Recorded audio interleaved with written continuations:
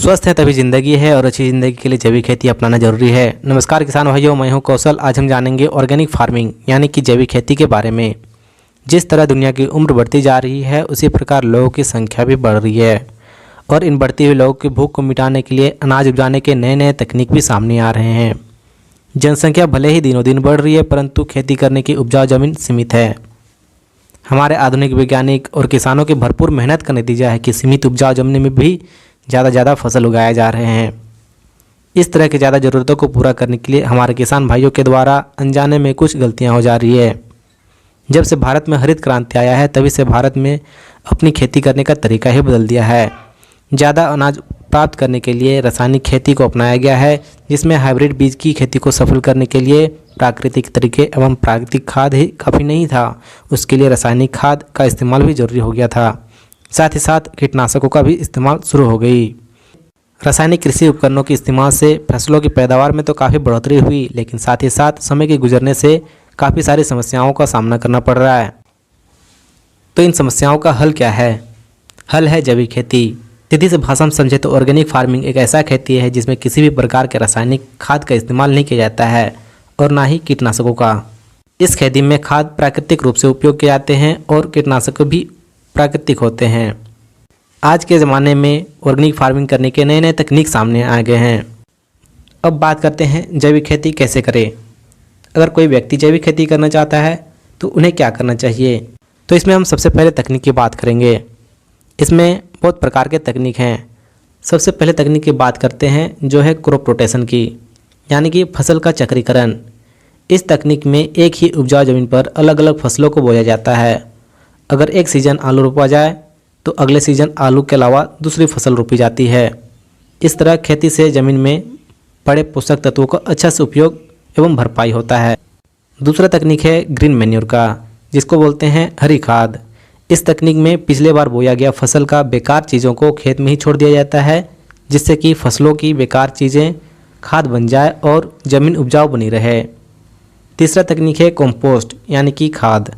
इस तकनीक में खेती के लिए फसलों पर प्राकृतिक खाद यानी कि गोबर खाद का उपयोग भरपूर मात्रा में अच्छी मात्रा में किया जाता है।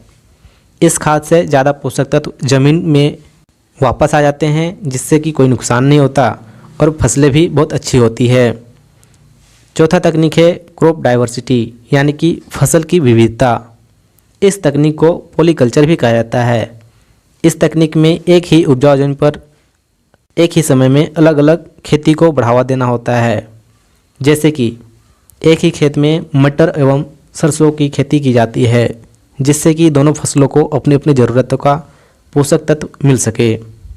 पांचवा तकनीक है सॉइल मैनेजमेंट का, भूमि प्रबंधन। इस तकनीक में लगातार ज़मीन की उर्वर शक्ति को जांच किया जाता है और जिस उर्वरा शक्ति की कमी हो उसे भरपाई किया जाता है, जिससे कि अगली फसल का पैदावार भी अच्छा हो। छठा तकनीक है कंट्रोलिंग पेस्ट मैनेजमेंट, कीट को नियंत्रण में रखना। इस तकनीक में कीटनाशकों का उपयोग नियंत्रण में करना होता है या फिर रासायनिक कीटनाशकों का उपयोग नहीं होता है। वीड मैनेजमेंट, इस तरह के तकनीक को किसान अपनी फसलों के साथ साथ कोई दूसरा घास ना उगे, इसलिए इस तकनीक का इस्तेमाल किया जाता है। इस तकनीक में अगर ऑर्गेनिक फार्मिंग किया जाए तो इस तकनीक को सफल करने के लिए पूरे खेत को प्लास्टिक से ढक दिया जाता है और जिस जगह से फसल उग रहा हो उस जगह केवल खाली छोड़ दिया जाता है, जिससे कि बाकी जगह में घास ना उग सके। और इसी में दूसरा तकनीक होता है अगर घास उग गई हो तो उसे कोई मशीन से हटाया जाए या फिर हाथ से ही निकाल दिया जाए। इसमें कोई केमिकल का इस्तेमाल नहीं करना होता है। इतने सारे जैविक खेती की तकनीक को करने के बावजूद इनके क्या फ़ायदे होते हैं? दुनिया में बिना फ़ायदे के कुछ नहीं होता है और जैविक खेती की बात भी इसी तरह है। अगर इसी फ़ायदा की बात करें तो पहला फ़ायदा है जैविक फसल खाने से शरीर स्वस्थ रहती है और दूसरी फ़ायदे की बात करें तो ज़मीन की उपजाऊ बनी रहती है। तीसरे फ़ायदे की बात करें तो मिट्टी एवं पानी प्रदूषित नहीं होती है। चौथे फ़ायदे की बात करें तो मिट्टी की सूक्ष्म जीवन एवं केंचुए जीवित रहते हैं, जिससे कि मिट्टी की उर्वरता बनी रहती है। पांचवा फ़ायदा है मवेशी के लिए चारा भी जैविक होते हैं, जिससे कि मवेशी में कोई बीमारी नहीं होती। और सबसे महत्वपूर्ण बात, अच्छी ज़िंदगी के लिए अच्छा भोजन करना ज़रूरी होता है और जैविक फसल सबसे बेहतर है।